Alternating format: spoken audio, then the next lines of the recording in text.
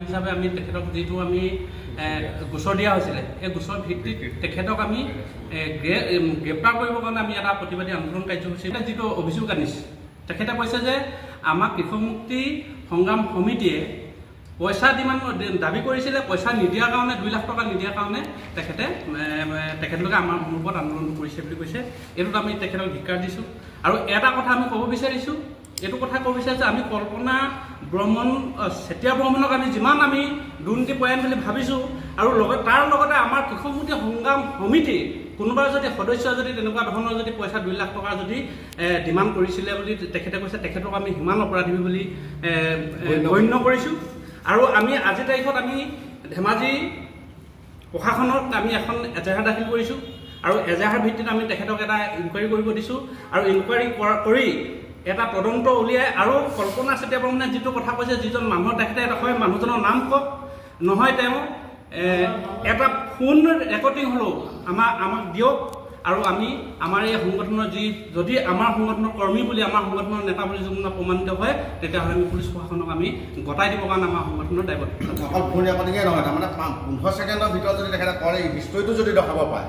সেইটো আমি প্ৰত্যাহ্বান জনাইছোঁ। আমাৰ যদি কোনোবা দল সংগঠনৰ আমাৰ যদি কৃষক মুক্তি কোনোবা সদস্য তেখেতে ফোন নাম্বাৰ 15 ছেকেণ্ড বা 20 ছেকেণ্ডৰ ভিতৰত যদি তেখেতে নাম্বাৰ যদি কল হিষ্টৰী যদি দেখাব পাৰে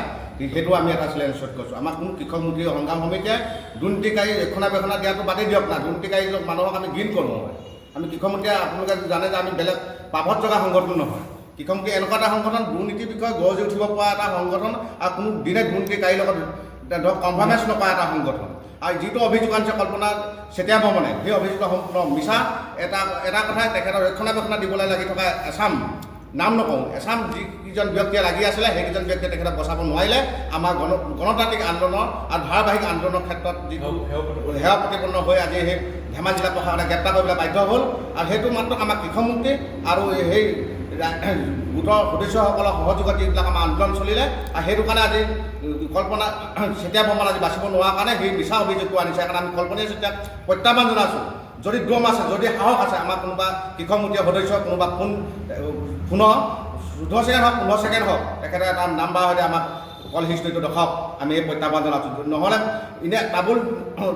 সঁচাই মিছাই কিছুমান মিছা অভিযোগ আনি আমাক কৃষক মুক্তি জনমানসত সেৱা প্ৰতিপন্ন কৰা কিন্তু আমি ৰেহাই দিয়া নহ'ব। আমি তেখেতৰ বিষয়ে চব বিষয়ে জানো তেখেতৰ চৰিত্ৰৰ বিষয়ে পৰা ধৰি আমি যিখিনি কথা আছে এইটো জেদ জানো আৰু সেইকাৰণে আমাৰ লগত চেলেঞ্জ কৰি লাভ নাই কৃষক মুক্তিৰ লগত। আমি কৃষক মুক্তি সদায় দুখীয়া ৰাইজৰ লগত সদায় থকা মানুহ আৰু যেতিয়া মানুহৰ বিপদ হয় দুখীয়া ৰাইজৰ যেতিয়া ধৰক বিপদৰ সন্মুখীন হয় তেতিয়া আমি কৃষক মুক্তিয়ে কিন্তু প্ৰতিটো ক্ষেত্ৰত আমি কৃষক মুক্তিয়ে তাৰ নেতৃত্ব দিম। কিন্তু প্ৰকৃত সত্যটো আমি কিন্তু উদ্ধাৰ কৰিবৰ কাৰণে আমি লাগি থকা মানুহকেইটা আজি জনমানসত সেৱা প্ৰতিপন্ন কৰিবৰ কাৰণে